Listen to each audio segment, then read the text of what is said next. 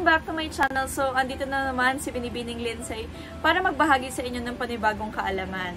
So, for today's video ay i-share ko sa inyo itong trending ngayon na bagong guidelines kung paano mapopromote or marerekla si teacher. Ayan. So, ito na tawag nating expanded career progression. So, marami na kasi nagme-message sa akin, so kailan ba ako magko-content about dito? So, ito na yon. Ito na, ibibigay ko na sa inyo yung content about this. So, mahirap kasi mag-content ng hindi kumpleto yung detalye, no? Kaya pinag-aralan ko muna at binasa ko muna itong mga executive order and DepEd order para mas may ma-share ako sa inyo, no?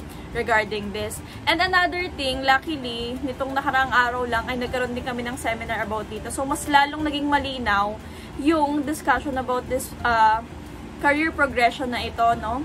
Para sa inyo. And i-share ko yun ngayon sa inyong lahat, ngayong araw na to. So, simulan muna natin sa part 1. So, ito yung mga frequently asked question regarding career progression or expanded career progression. So, panoorin ang pagpapatuloy ng video na ito, no? So, yung mga questions nyo dyan, kung wala dito sa frequently asked question na nilagay ko, i-comment nyo na lang sa ating inbox para masagot natin sa ating mga susunod na vlog. Ayan, ready na ba? Ayan, so sama-sama tayong ma-promote and ma-reclass kasi yun naman yung deserve nating mga teachers. So, panoorin ang pagpapatuloy ng video na ito.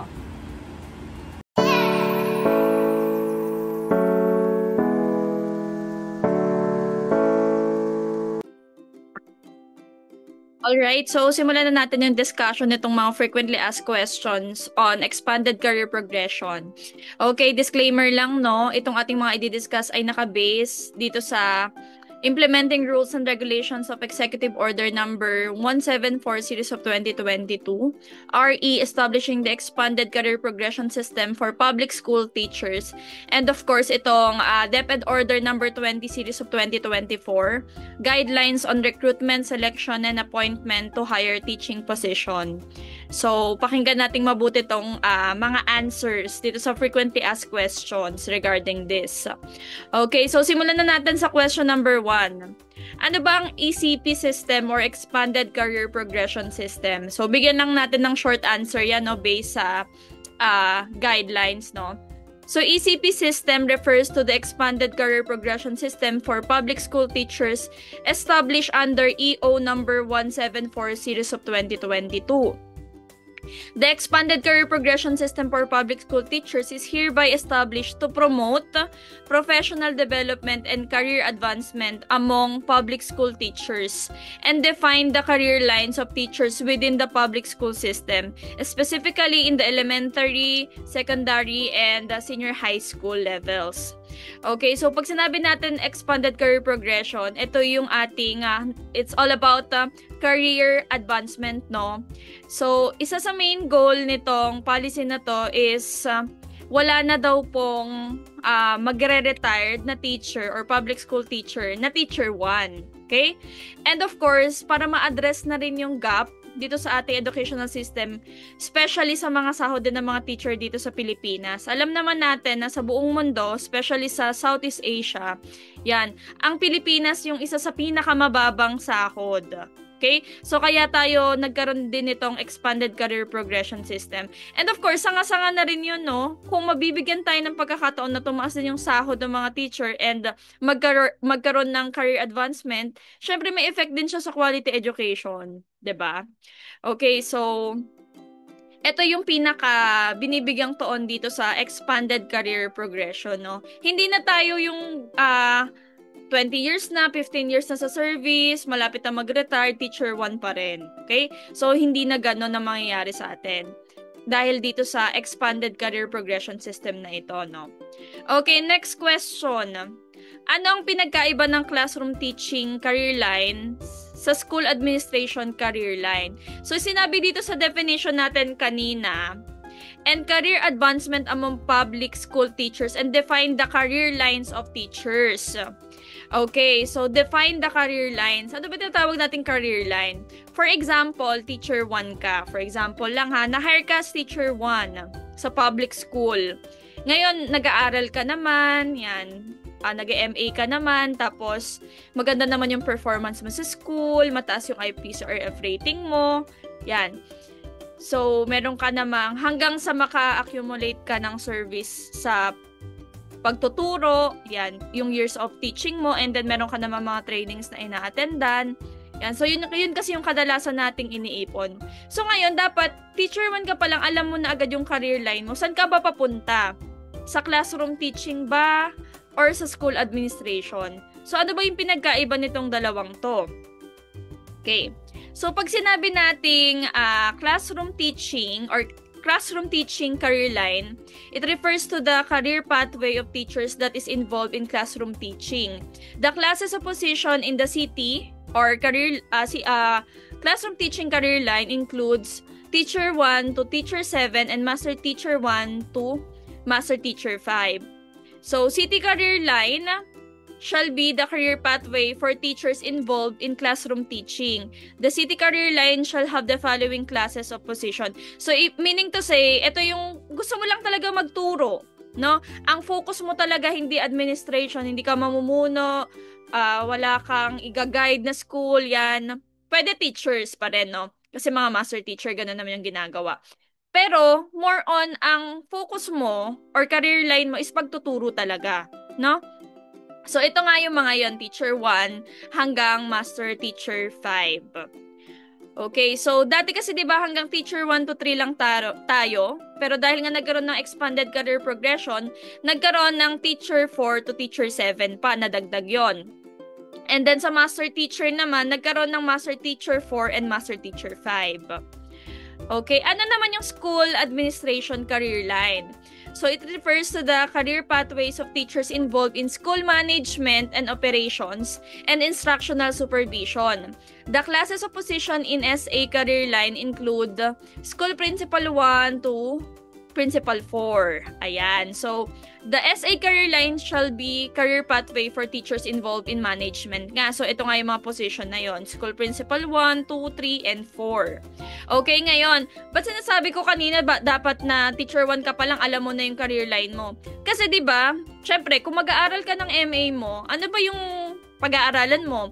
About ba dun sa subject matter mo? Ia-align mo ba siya dun sa specialization mo? Or gusto mo school administration? Okay? Master of Education ka ba? Or about ba sa administration yung ang kukunin mo sa MA mo and sa PhD mo?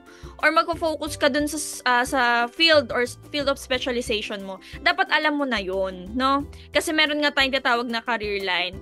And of course, yan. Magkakaroon lang tayo niyang career line na yan. At mas magiging malinaw yan siya sa atin kapag umabot na tayo ng Master Teacher 1, no? Ito yung equivalence in the position in the CT and SA career lines. Ayan. So, ito yung katumbas, no? So, kapag naging Master Teacher 1 ka na, pwede ka nang pumili ng career lines mo kung sa classroom teaching pa rin or sa school administration na.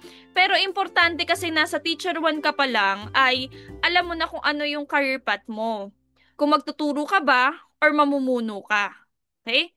Kasi 'di ba kapag teacher 1 tayo or kaka-start pa lang natin, magi-start pa lang din tayo mag-aral, no? Ulit ng masterate or doctorate degree natin.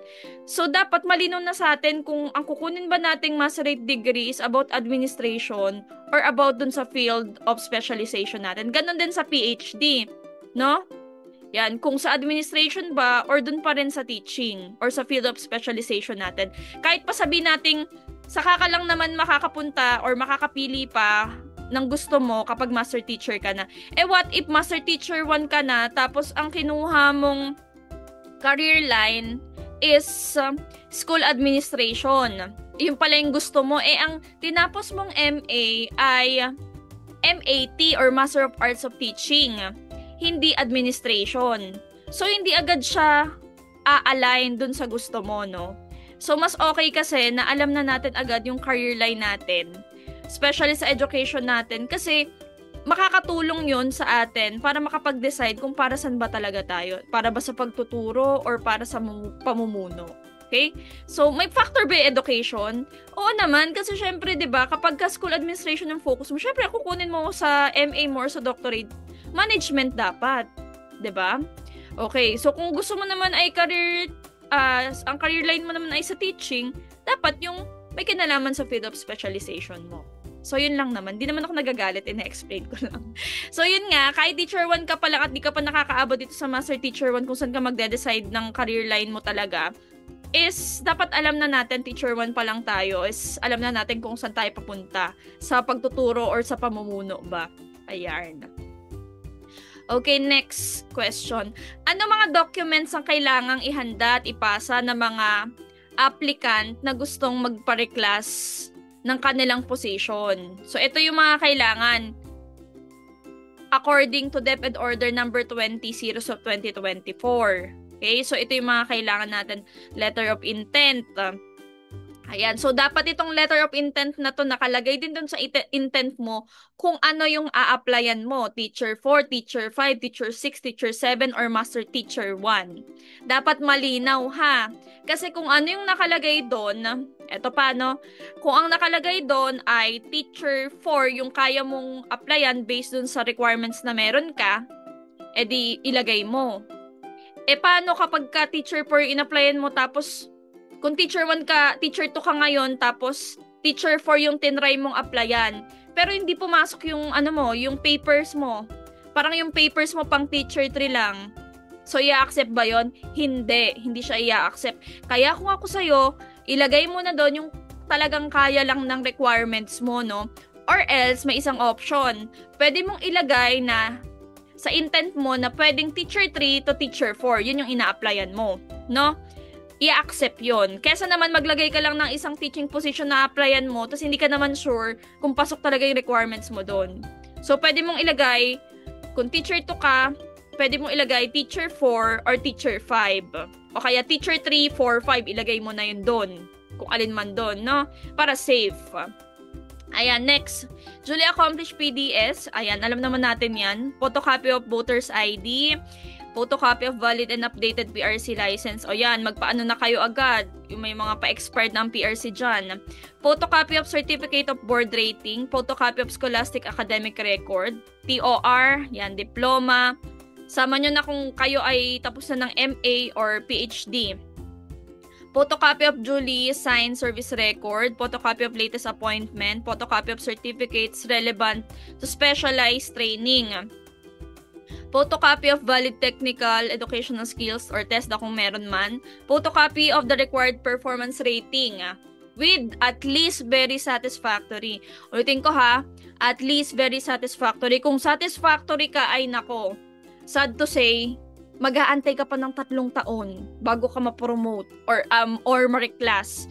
Kasi sa guidelines na to, at least very satisfactory or outstanding dapat ang rating mo sa IPCRF, no?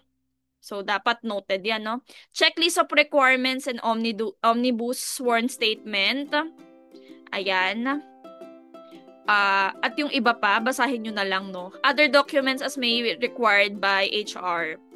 Ayan. So, ito lang, no? Ito yung mga isasubmit, no? Pero, syempre, may mga ipe-prepare pa rin tayo. Like, for example, yung mga MOVs natin dun sa IPCRF natin. Yan. So, dapat kompleto or intact pa rin yan. Bakit? Paano pag hinanap? 'Di ba? So, i-explain natin kasi sa mga susunod nating vlog, ano ba yung mga kakailanganing criteria and ano yung hahanapin sa atin dun sa particular criteria na yun. Kasi nasabi kong hindi lang ito yung ipe-prepare. No, mukha lang marami pero kayang-kaya yan. Yan yung pinaka-basic na documents na kailangan natin. Hindi pa dyan nag-i-start talaga yung pinakalaban, mga kapatid. Ayan, next tayo na frequently asked question. Ano ang gagamiting criteria or pointing system sa pag-assess sa mga applicants? So, ito na yun. Naka-generalize lang to ha. Hindi ko i-explain to isa-isa. So, sa next vlog natin, ipapaliwanag ko isa-isa paano ma-accumulate or paano makuha yung mga points na to, no? Okay, Table 1, pointing system. Or point system for comparative assessment. Education, 10 points. Training, 10 points. Experience, 10 points. Performance, 30 points. So, performance, ito yung IPCRF natin. PPST, classroom observation, 25 points. So, demo yan. PPST, non-observable indicator, portfolio annotation, and BEI. Yan. So, ano dito yung mga on the spot na gagawin? Ang mga on the spot dito na gagawin, itong Demo, of course. Itong interview tsaka portfolio annotation. Yan yung mga on the spot. And then, of course, itong education, alam naman natin yung kailangan natin dyan. Training, certificates, experience, service record. Performance, yung IPCRF rating natin. Ayan. So, ito siya. Yan. Education, yung mga units and degree natin, TOR, kailangan yan, no? Training. So, dito sa training, merong minimum or required na oras, no? Ipapakita ko yun sa next vlog natin kung ano yon. And dapat at least 5 years yung mga certificates na ipapakita nyo or dadalhin nyo as your requirements, no? Or as your documents. At isa pa, no, ang malinaw na pinaliwanag sa amin dito, ito mga training and seminars nyo, dapat naka-align siya sa field of specialization nyo. So, kung classroom teaching, career pathline ng iyong focus, dapat kung AP ka, yung mga seminars mo ay dapat sa AP or about sa AP siya, no? And of course, itong mga NIAP recognized professional development programs and courses. So, kasama, pwede rin siya, no? So, paano po kapag sa school namin, meron kaming seminar about dun sa field of specialization namin or nakafocus sa field of specialization namin, pwede po ba yun? Pwede rin yun. Dalhin nyo na yun. And then, of course, itong experiences. Ayan. So, naihingi naman or nare-request naman yung mga service record natin. So, pwedeng kayong mag-request, no? Performance, ayan. In the latest rating period covering 1 year complete performance cycle in the current position with at least VS na rating. So, ito nga po yung sinasabi kong mga IPCRF rating natin. Dapat meron kayong hard copy niyan at may pirma kumpleto, ha? Pirma nyo, pirma ng nag-grade sa inyo at pirma ng principal nyo. Hindi pwedeng walang pirma, mga ate ko. Kasi ligwa ka agad, no? So, kung ako sa inyo, maaga pa lang, ipunin nyo na yon, hanapin nyo na yung last 3 years yung performance rating.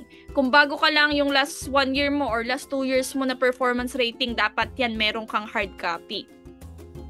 And itong PPSD Classroom Observable Indicator, measured through classroom observation or demo teaching, yan. Yan yung mga on the spot nating gagawin, no? Pero pwede mo mag-prepare ng gusto mong topic.